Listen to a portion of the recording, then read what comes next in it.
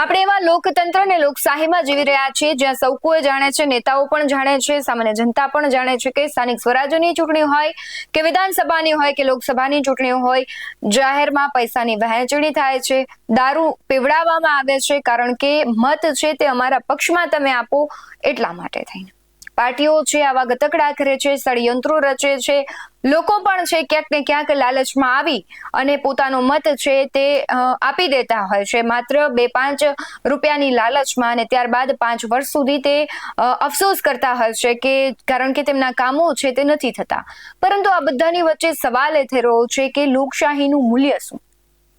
દિવસે ને દિવસે જે ઘટનાઓ સામે આવી રહી છે, આમ આદમી પાર્ટી હોય કે ભારતીય જનતા પાર્ટી, આમ આદમી પાર્ટીના જ હવાલા કાંડમાં ભારતીય જનતા પાર્ટીએ આક્ષેપ કર્યા છે, પરંતુ એ આક્ષેપ પછી ભારતીય જનતા પાર્ટી પર પણ ઘણા સવાલો થઈ રહ્યા છે.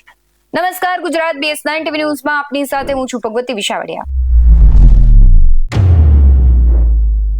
સ્થાનિક સ્વરાજ્યની ચૂંટણીને હવે ગણતરીના જ દિવસો બાકી છે. પહેલા સુરત આપમાં જે પ્રમાણે અત્યારે જોશ જોવા મળી રહ્યો છે એ માટે થઈને તેના દિલ્હીથી જે નેતાઓ છે, મનીષ સિસોદિયા સહિતના, તેઓ ચૂંટણી પ્રચાર માટે આવ્યા હતા. એ દરમિયાન પ્રેસ કોન્ફરન્સ કરી અને જ્યારે તેમને સવાલ પૂછવામાં આવે છે કે આખું હવાલા કાંડ બહાર આવ્યો છે તેને લઈને સત્ય શું છે, તો મનીષ સિસોદિયાએ ભારતીય જનતા પાર્ટી પર આકરા પ્રહારો કરતા ગંભીર સવાલો કર્યા છે. સવાલો શું છે તેના પર નજર કરીએ.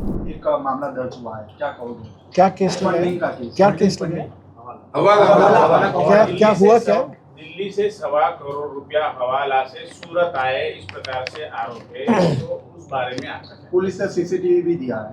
किसका किसका दिया है सीसीटीवी? पाहुजा नाम का व्यक्ति है, उन्होंने दिल्ली से 1.25 करोड़ रुपए सूरत में भेजे. आकाश मिश्रा इसको लेकर क्राइम ब्रांच की कार्रवाई की, सीसीटीवी भी सामने आए.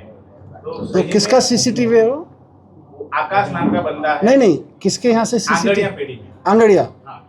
तो आप कह रहे हो कि भारतीय जनता, एक मिनट, तो आप कह रहे हो कि भारतीय जनता पार्टी 30 साल से गुजरात में सरकार चला रही है और गुजरात पुलिस भारतीय जनता पार्टी के लिए आंगनवाड़ियों को गुजरात में ऑपरेशन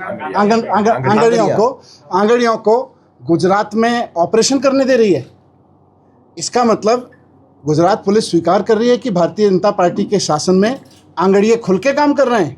इसका मतलब तो यही है. तो पहले तो यही देखा जाए कि भाई 30 साल की सरकार में मोदी जी तो बड़ी ब्लैक मनी की बात करते थे. गुजरात में आंगड़िए काम किसके लिए कर रहे हैं और क्यों कर रहे हैं और किसके संरक्षण में कर रहे हैं? 30 साल के शासन में भारतीय जनता पार्टी गुजरात से आंगड़ियों का, हवाला कारोबारियों का सफाया नहीं कर पाई. इसका मतलब भारतीय जनता पार्टी ये मान रही है. और दूसरी बात, अब आम आदमी पार्टी का कोई दूर का कार्यकर्ता अपने बिजनेस के लिए भी 4 रुपए कहीं लेके हाथ में दिखेगा, वो तो आम आदमी पार्टी का है. आप पकड़ो ना भाई, आम आदमी पार्टी वाला गलत कर रहा है तो उसको भी पकड़ो. हम तो कम मना कर रहे हैं. हम जब पाक साफ होते हैं तो कोर्ट हमें खुलेआम छोड़ देता है कि भाई इनके ऊपर तो मुकदमा भी नहीं चला सकते. लेकिन अगर यहाँ आंगड़िए ऑपरेशन में हैं तो पहले तो बीजेपी माने कि उसने 30 साल से यहाँ आंगड़िए पाल के रखे हुए हैं, नंबर 1. नंबर 2, अगर कोई आंगड़िया उसका सीसीटीवी फुटेज है पुलिस के पास तो 24 घंटे का फुटेज जारी करे ना, टीवी चैनल को दे. 1 हफ्ते का फुटेज दे, 1 महीने का पूरा फुटेज दे कि किस आंगड़िए के यहाँ से सीसीटीवी में किस किस नेता ने, किस किस लोगों ने, कौन कौन के बच्चे, किस किस नेता के बच्चे पैसे उठा रहे, तो सबका फुटेज जारी करे, पता चले. आम आदमी पार्टी का अगर कोई दूर का भी कोई कहीं से कार्यकर्ता कहीं किसी सीसीटीवी फुटेज में पैसा लिए पकड़ेगा दिखेगा तो वो तो आम आदमी पार्टी का पैसा है. वो तो बेचारा कोई बिजनेस भी नहीं कर रहा होगा अपना. वो तो हो सकता है उसके पास कोई कहीं पर किसी के पास अपने ही घर में कोई पैसा लेके बैठा होगा, उसको कहेंगे देखो आंगड़िए के यहाँ फुट है. अगर बीजेपी के पास आंगड़िए की कोई सीसीटीवी फुटेज है तो पूरे दिन की होगी, कोई कुछ सेकंड की तो होगी नहीं, पूरे महीने की होगी. तो उस पूरे महीने में जिसने आंगड़िए को पैसे दिए लिए, सबका फुटेज टीवी चैनल में बांटे बीजेपी, नंबर 1. नंबर 2, जिस एरिया में है उस एरिया के नेताओं से, उस एरिया के मिनिस्टर से, उस एरिया के एमएलए से, उस एरिया के और जो लीडर्स हैं भारतीय जनता पार्टी के, वो आंगड़िए का कारोबार चला रहे हैं या सरकार चला रही है, इस बात को खुलासा करे बीजेपी. જે પ્રમાણે મનીષ સિસોદિયા સવાલ કરી રહ્યા છે, બીજી વાત એક એ પણ છે કે ભારતીય જનતા પાર્ટીના તાજેતરના જે રૂપિયા વિતરણનો એક વિડીયો વાયરલ થયો છે તેનું શું? ભારતીય જનતા પાર્ટીના દિગ્ગજ નેતાઓએ આમ આદમી પાર્ટીના નેતાઓ અને આમ આદમી પાર્ટી પર ઘણા બધા સવાલો કર્યા. તો શું ભારતીય જનતા પાર્ટી પણ એ લેવલની જ રાજનીતિ કરી રહી છે? ઘણા બધા સવાલો છે. લોકોને સમજવાની જરૂર છે કે અત્યારે જે કહેવાય છે કે રાજકારણ ગરમાયેલું છે, પક્ષ વિપક્ષ એકબીજા પર આકરા પ્રહારો કરે છે, પરંતુ સત્ય શું છે? કારણ કે એક એવી વ્યક્તિ હોય કે જે ખરાબ હોવા છતાં સામેવાળા વ્યક્તિને ખરાબ ચિતરે છે, પરંતુ તે પોતાનું વ્યક્તિત્વ નથી જોતું. એટલે અત્યારે જે પ્રમાણેની રાજનીતિ થઈ રહી છે એ ક્યાંક એવી જ છે. ભારતીય જનતા પાર્ટી જે પ્રમાણે આમ આદમી પાર્ટી પર આક્ષેપ કરે છે, તો બીજી તરફ એ પણ એ જ કામ કરી રહી છે. તો તેનું શું?